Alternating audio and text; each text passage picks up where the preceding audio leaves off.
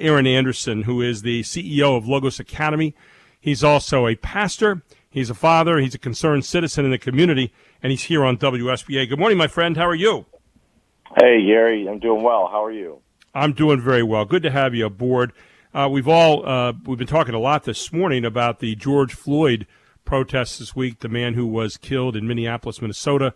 The video obviously showing a policeman overextending his authority, abusing his authority. In fact, it galvanized the nation in horror as they watched the knee on the neck of a man who died right there in front of us.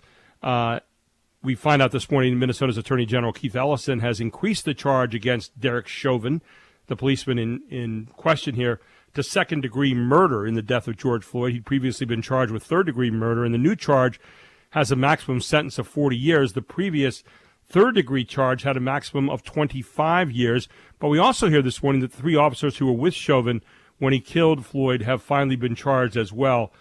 Tu Tao, Thomas Lane, and J. Alexander Kang are all facing charges of aiding and abetting second-degree murder. So those officers, in an update on news this morning, have been charged. You've been working as a person who's been with the clergy. You've been working with the York County police chiefs for some time now here in the county on working together in terms of justice for all people. And I wanted to talk about that a little bit this morning because I know you have some things out there and a statement out there as well. And in light of the fact we had protests in York this week, as many did around the nation, I think this is really an important time to hear about that work that's being done between the clergy and between the police chiefs here in the county. Yeah, absolutely, Gary. Yeah, we've been working together, local clergy, specifically a number of ministers from the Black Ministers Association of York County, together with our local police department, local police chiefs since 2016. So, I mean, these police incidents, and keep in mind too, as I talk about police, that I have family members who are police officers. So, I most certainly value and respect and appreciate our police and pray for them regularly. But, these incidents are not new. They've been happening for a while. And in 2016, we came together and we said we were watching riots around the nation happen, and we were just saying we do not want to see this happen in York County. So how can we begin to build bridges right now between local law enforcement and our communities, specifically our communities of color, where these things were happening, and that's what we've been doing since 2016. That culminated in some good things in the last week. I know one of the things, I was looking at the One York, a peaceful and thriving community, and you had kind of some statements that came out of that. You developed a reputation as One York. And we talked there about mutual respect, trust, transparency, and cooperation exists between law enforcement and community, something that you want. And our community is policed with fairness and justice, resulting in safety and peace. And it was signed by members of the Black Ministerium and also the police chiefs here in York County. And you were one of the people who signed that.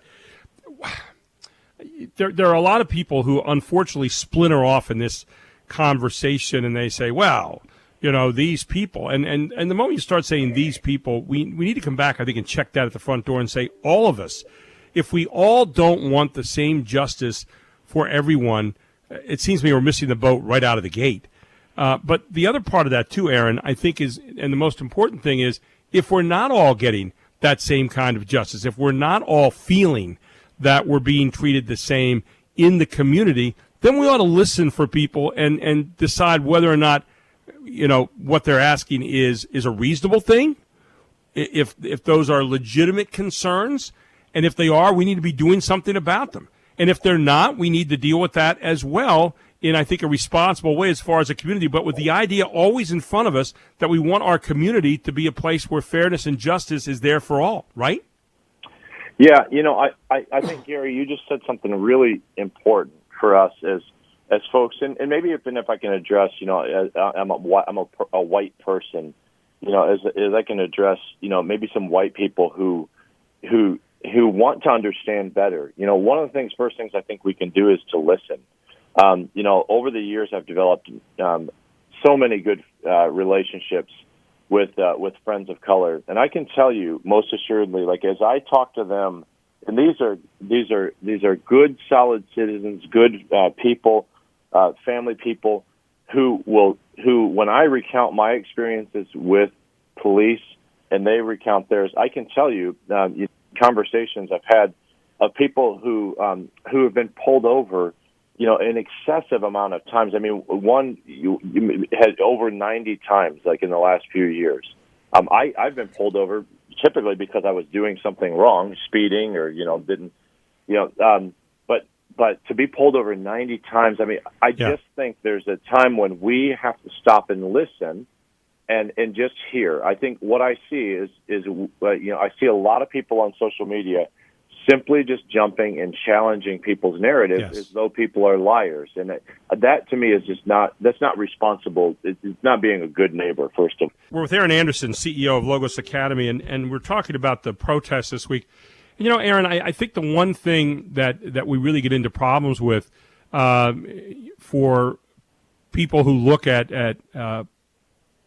first of all, we look at the city and the county as two very separate places. And we look disdainfully on each other sometimes. And I said a moment ago, from the standpoint of diversity, I say diversity is. When people say, what do you think about diversity? I said, diversity is, period. That's it. We are different by our very nature in all kinds of different ways, from religions to the way we look, to our size, to the whole deal. All right? But that's where it should stop. Because if we go beyond that and we say, all right, we are different, therefore you are somehow less or better than me or worse than me or something like that, that's where we get into our problems. And I think that's the one thing we're trying to look at here is to how, by looking at people and saying, okay, we're different, but now let's move to, are we making sure that we're all being treated the same? We're putting away our past history. We're putting all those things away, and we're treating each other with respect as we should with fellow human beings on this planet. Your thoughts?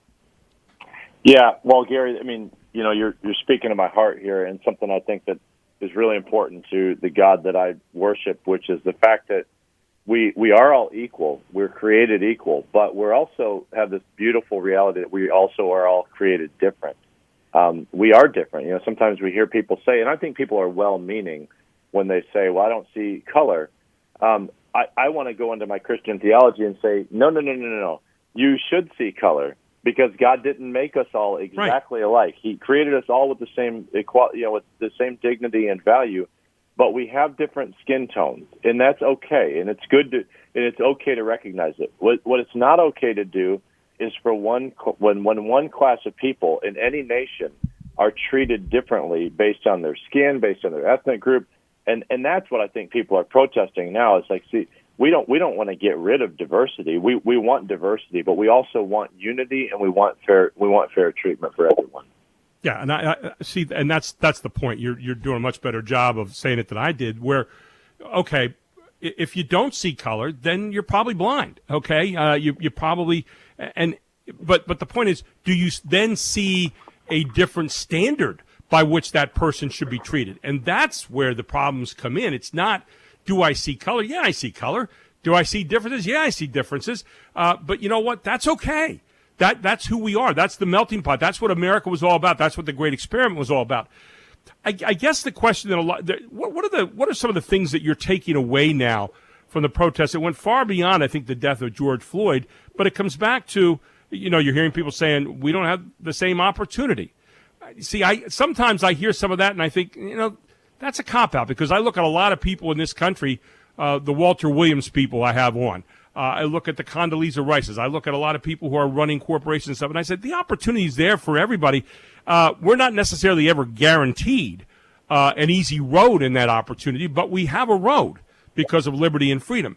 And yet at the same time, we don't want people putting impediments in our way needlessly to try to see if we can stop people from being on that road. And we saw that with the civil rights back in the 1960s and since. So, I don't know if I'm asking you a question there. I just made more of a reaction maybe. Yeah, let me react to that. I think this is a country that has incredible opportunity for people. I think the reality is, though, Gary, that it's not while there are different roads, those roads are not equal. So imagine one road's a smooth highway and another road that's paved with potholes and paved with violence. And so I can speak from my own experience of not only living in York City, but also being the CEO at Logos Academy, which serves kids that are in poverty. Why in our own county, why is it that we have much, much higher rates of poverty among people of color?